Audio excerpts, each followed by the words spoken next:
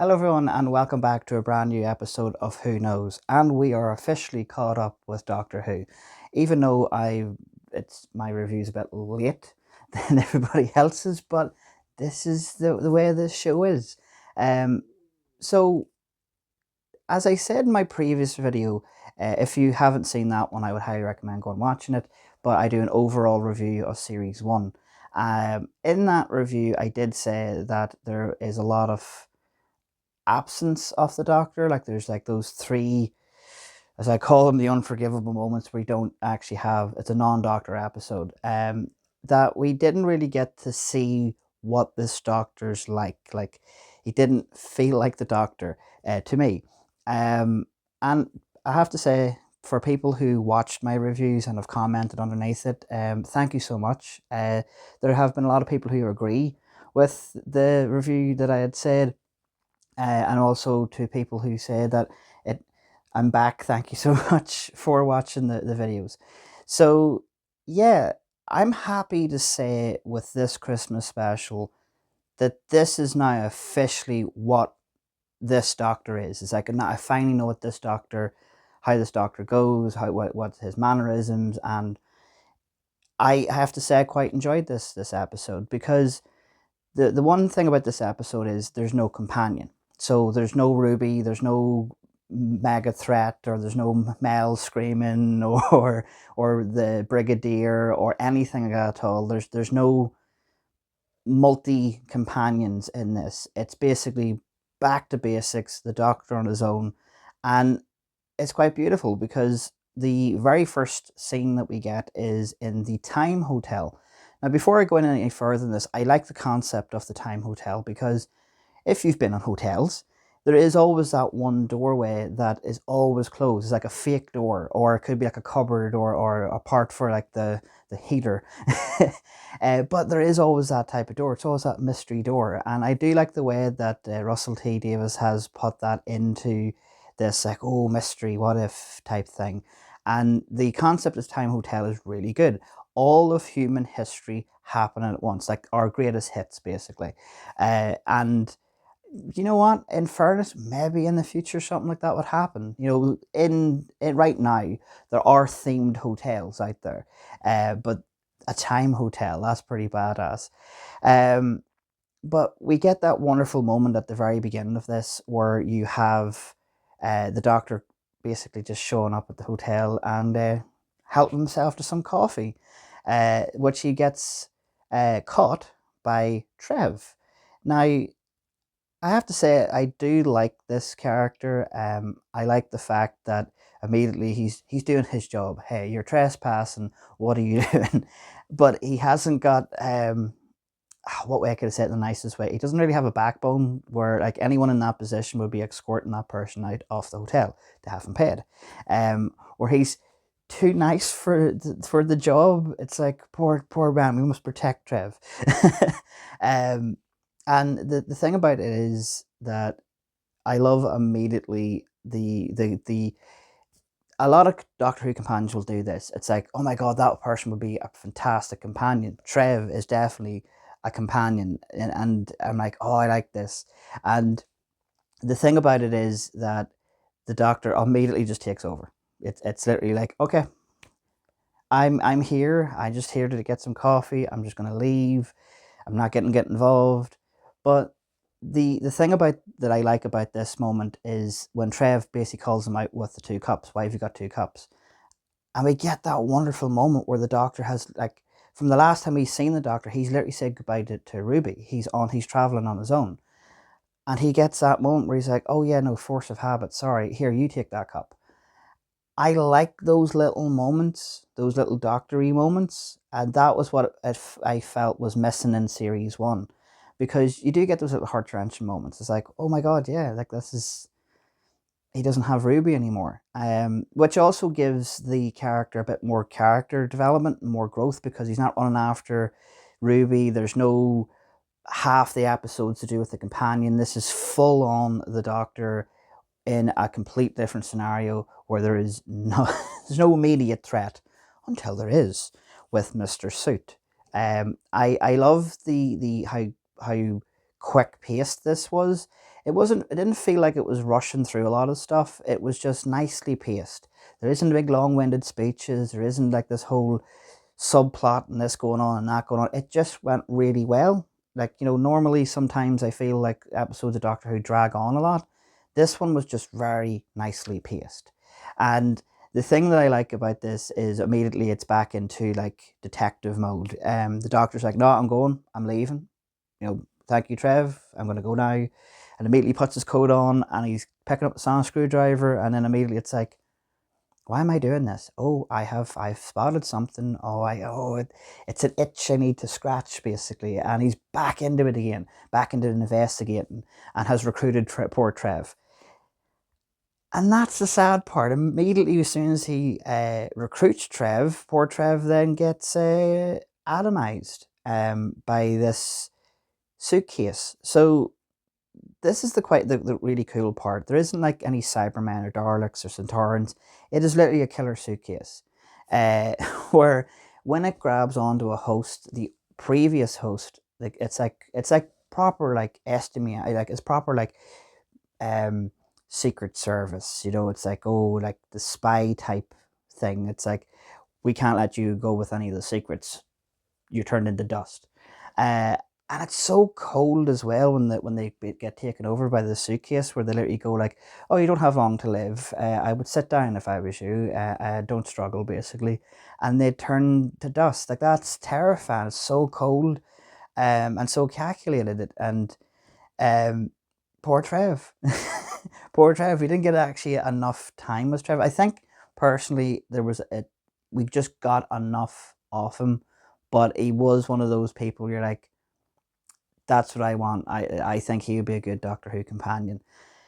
The next person we get to see is in this whole like multi-story type thing is Joy, which, if people know, she was from the hit TV show Derry Girls. Um, and if you haven't watched Derry Girls, I highly recommend watching Derry Girls. But this is where this actress is from, and she's moving on into different roles. And when she was announced in Doctor Who, I was kind of going, "Oh, okay, is this going to be the new, like a new companion, or is this going to be like a one-off character type thing?" To be fair, I'm kind of happy that she's only in it as a guest star, because not no disrespect to herself or anything. It's just like, I like that you just bring a cameo guest in and that's it. You're not like pulling this person in because they are famous for this show. It's kind of like the same thing like Kylie Minogue and stuff like these very famous people can be in just for cameo purposes. They don't have to be in it for the whole thing. A nice little star power thing.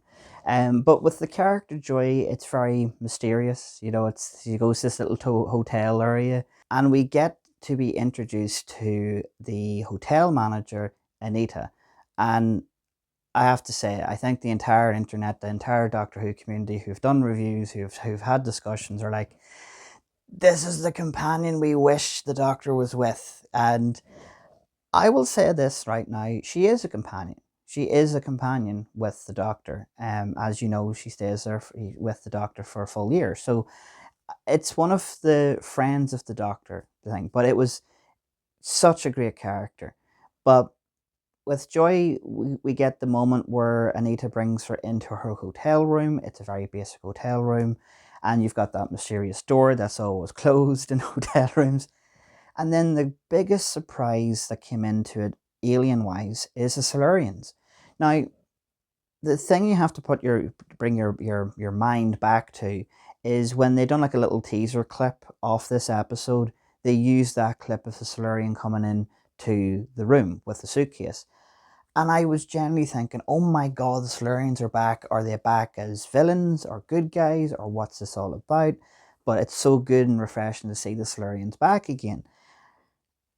We kind of got snubbed in a way, because the Silurian is literally just the hotel manager of the Time Hotel and gets unfortunately taken over by the deadly suitcase.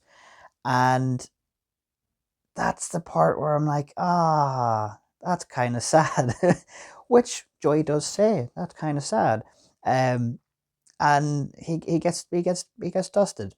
But there is that wonderful little moment with the Doctor where it's it's back again. It's the doctoriness, It's like, yeah, like he's trying to basically comfort the Solarian to basically go like, just hold on in there, keep your mind going. Why did you get here? What made you be a part of the Time Hotel?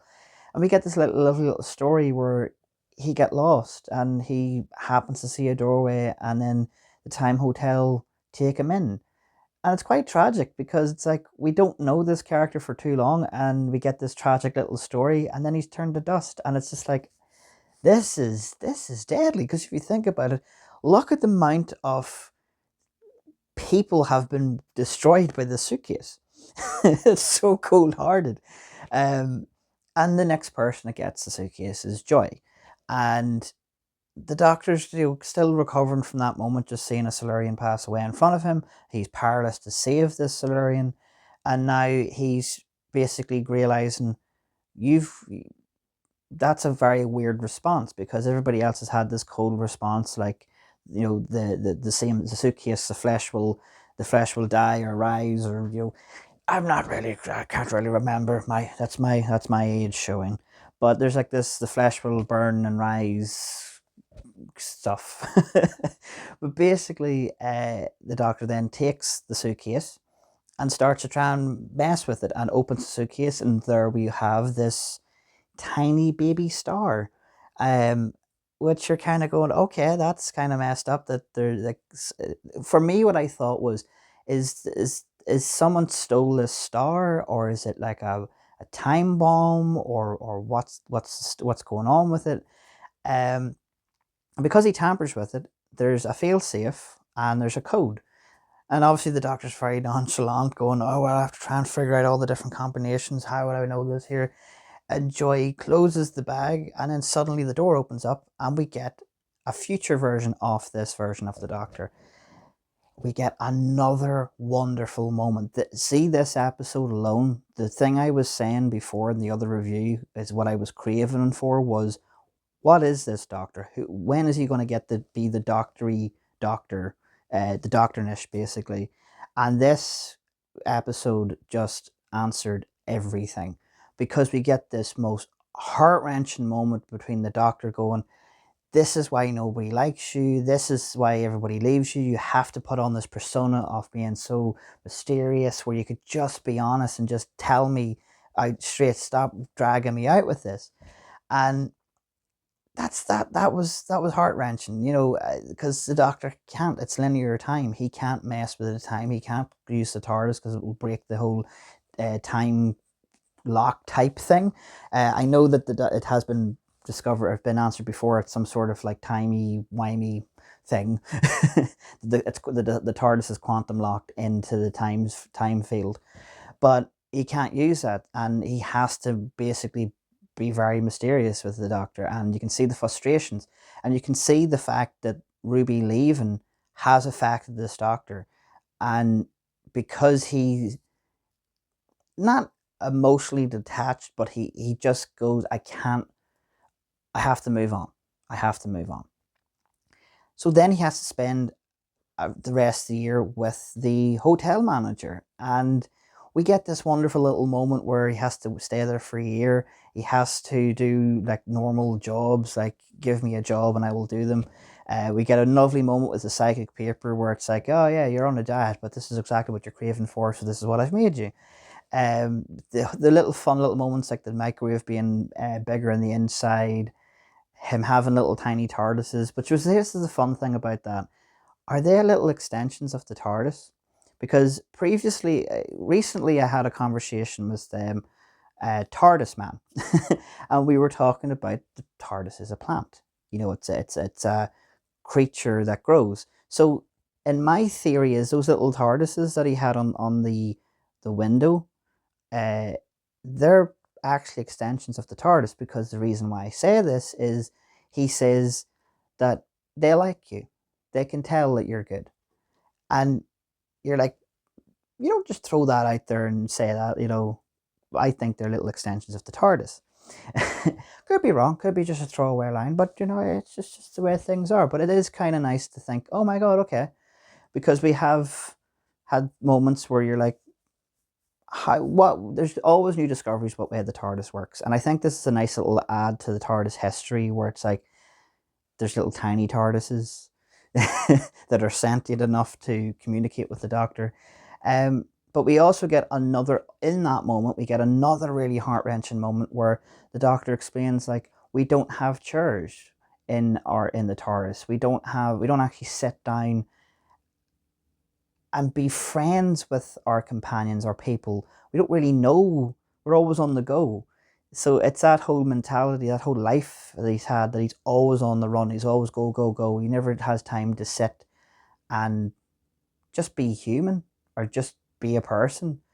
And because he's trapped there for a year, he sees the chair and he asks the hotel manager to sit down with him to chat and have chair day. And it is heart wrenching because you're like, oh my god, there's this lovely little moments for the entire year that they have, like, they have game night, they chat, they talk away, and we all know that the Doctor's going to leave at one point, which he does, and it kind of broke. I think personally, it broke me. I imagine it broke a lot of you watching it. That this is a companion. Come with me. Don't you can leave the hotel and continue on, and we don't get that moment. We're like, that's heart wrenching. Um, but there's a nice little goodbye. If you ever see me again, ever want to come back, come back. Um, and we know the Doctor's never going to come back, and that's the sad part. And the hope that, hey, please remember, please don't forget me. Yeah, it was sad. But then we get the Doctor going back to the time hotel, getting back to that timeline part, giving the code to his past self, letting go, and you've got a whole year to. It will hurt when you have to say goodbye to the hotel manager, and we get back into the moment where it's like, okay, let's figure out what this killer suitcase is. And the wonderful thing about this is it's a recurring villain. It's not just some random, like, assassin or thing. It's the Vanguard, and I love it. I love the fact that we've been introduced to this whole conglomeration, or this evil corporation, and how cold and calculated they are. Like, we have a contract to turn this star into a proper star, and we will literally have made this killer suitcase that literally takes people over and kills them. Like, oh yeah, it doesn't matter if a cat latches onto someone. You're going to be, once you've got the, because here's the one thing that's kind of messed up. Imagine that individual didn't transfer to the barman and it was just him. Now, the Doctor makes a very fair point. Because that they have to go to a certain time to let this star progress and then be born, someone from the Vanguard has to come to pick up the suitcase. So does that mean when this agent comes to pick up the suitcase, does the host burn to death? You've done your mission, thank you so much. Because if that is the case, which I do believe that is the case, that's even darker.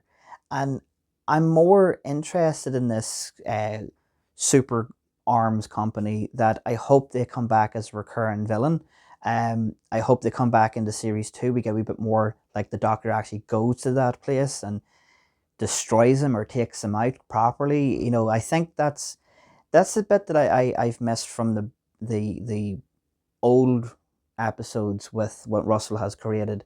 Like, you had Torchwood as technically the bad guys for a while, then you had the Daleks at the very end, and then you've had all these, like, big moments, like you've had the Master come back. You have all these, like, it builds up to the finale, and I think this is what Russell's doing with the Vanguard, where it's like they will become a baddie, or they could be the next big bad for series 2. Could be wrong, but that's my theory. Because you've introduced them into the Christmas special again, and I really like that. I like the fact is that how cold-hearted this company is, And they do. They go back to a time period where the dinosaurs and a T-Rex gets taken over by the suitcase. That's just insanity. But we get this moment where before the suitcase moment, we get that moment where when Joy's took over by the suitcase, that the doctor has to make her angry. And I was not prepared for the way Russell was going to put this into it, which was the whole COVID situation that we all went through in 2020. That was unexpected and hit me in the heartstrings, if I'm being totally honest with you. I think that did it also. Anybody who's been affected by the 2020 situation, to have that in an episode of Doctor Who and done really, really respectful and shock and awe, basically, that the reason why Joy has just got herself a little hotel and doesn't celebrate anything with Christmas is, in her head, she believes that she let her mother down. Like, she followed the rules, she followed all the guidelines, and the people who made the rules didn't follow those guidelines. And so many people have suffered through that. And in one of those moments, Joy had lost her mother. She never got to say goodbye. I think we can all relate to that. And that was the part that hit me the hardest, because I was like, wow, this is Doctor Who. You know, they don't really bring stuff like that into the episodes. It's more like, futuristic things. So this hit home. This was like, wow, this is fair dues. Like, I was blown away. Like, I was like, okay, I was not expecting that. That was a curveball, and fair dues to Russell for putting that into the episode, because we all have suffered through that, and that's what happened. The emotional moment happens. The suitcase lets go because of how angry he got her, and he did it to save her. And obviously, then we have the T-Rex do the whole crazy thing. But then we also find out that because the Doctor has messed with the Vanguard system, that unfortunately Joy's going to be still a host, and there's still that moment of how we going to like disarm this thing. And then out of the blue, Trev returns back as the hologram part, because of the system that their subconsciousness is all uploaded into the mainframe. But because his device in his neck, he could interact with the comms of the sonic screwdriver and basically help the Doctor. So he stayed true to his word that you can rely on me. And fair dues to you, Trev. And another sad moment is Trev's Trev's gone. It's a hologram. I do hope that we like it was sad, but Trev, you're one of the good ones. The next part we weren't expecting, and I thought, oh God, the Doctor's going to save the time. Basically his plan was get into the TARDIS, take the star, throw it out into space, and it saves everybody. The bit I wasn't expecting was Joy to actually go, we're connected. This is my job. This is what I'm going to save people. And she leaves the temple and goes into the outside. The Doctor then tries to, yet again, a same thing that's occurred in this, powerless to save somebody. It's too late. The Star and Joy have merged together and have become one. And the other thing was quite nice is all of the people who sadly, tragically got destroyed by the killer suitcase are all uploaded into this corporeal form. And Joy has actually the thing. Like, I do also like this too, and I think this is going to be going to be in series 2 with the Vanguard, because the Doctor interfered with their contract, and this Joy has now surpassed them and is going to go off and become a star. And they never got to get their shipment. They never got to pick up their package. So I think that the Vanguard are going to be definitely pissed with the Doctor, and that part's not over. It feels like there's a wee bit more to it. I could be reading into it more, but that's what I'm thinking. There's a little bit more to it. Um, and Joy basically says to the Doctor, I think it's time for you to change. I think it's time for you to let go and be happy. And that was quite nice, because you could say the Doctor was holding on to a lot of baggage. There's a lot of stuff that happened in series one. Also, the fact he's saying goodbye to Ruby, the whole fact that he was there for a full year and he wanted to call Ruby, but he knew that you need not to be a part of my life. You need to do your own thing, and I don't want to be a burden on you. So he got some nice advice, and then Joy becomes a star. And we get that very heart-wrenching moment where her mother is in the hospital in her final moments, seeing a recorded message saying that she'll see her soon. And that part hurt. That part did did heavily affect me, and I think it would have affected a lot of people too. But the nice little moment is she becomes one with Joy, the star, and that was quite touching. Then we get the on the nose moment where you're like, okay, because there's one moment already it's happened in series one where Doctor meets the Beatles. There's always that moment where like there's a few people have talked to me over the years like, has the Doctor ever met Jesus? Are they ever going to do stuff like that? And this was just really on the nose, because Joy becomes the star. That star is so bright in the sky that it sends hope through all of the timelines, like the two people from the wartime, the Orient Express moment, the up on the mountain, and it's the Star of Bethlehem. And you're like, oh, okay, that's on the nose. Does that mean we're going to have an episode where the Doctor meets Jesus? Okay, I'm all for that. That would be quite an interesting thing. But I think, all fairness, that's all we're gonna get. That was just a little moment, like, hey, look, oh, the Doctor moment. I don't know. It was a bit of a okay. That was me. But all in all, this episode was just, I loved it. I loved every moment of it. I loved that it answered all the questions I wanted to. Are we ever going to get the know what this Doctor is? Are we going to get the same thing what happened with Jodie's Doctor, where we don't really get to know what her Doctor is until her final season, and then she's gone, and you're like, such a missed opportunity. But this episode alone just resolves everything. It's like, okay, we know what this Doctor is. We know how good he is under a crisis. We also know what he's like when there's nothing he can do. I did love the villain in it, because it's a recurring villain. And I have a real strong belief that they are going to be the big bad in series 2, because Russell has this way of writing where he just leaves little breadcrumbs, and the fact that he's picked these ones as a recurring villain, I think, because the Vanguard are going to be pissed. Like, you messed up our contract. We're going to come after you. So yeah, I think they're going to be the villain of it.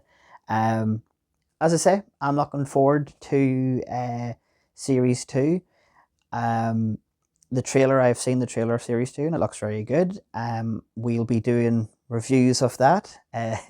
They may not be out exactly when it comes out. I'll see what I can do. As I say, YouTube isn't my main thing anymore. I have other hobbies and other projects outside of YouTube that have my attention is onto them more. But I will do my best to do a review. As I say, with this Doctor Who review show, there's no like set time. All I will say is, like every other content creator, if you hit the bell icon, like the part with the notifications on, and you'd see an episode of Who Knows. If you're not interested in Doctor Who, we also have the robot stuff that we do with Mecha Mayhem. there's robot vlogs. I have other little projects that I will do at some point, but until then, thank you so much for taking this time to watch my silly nonsense review of the Christmas special, Joy to the World, and I will see you all in the next one.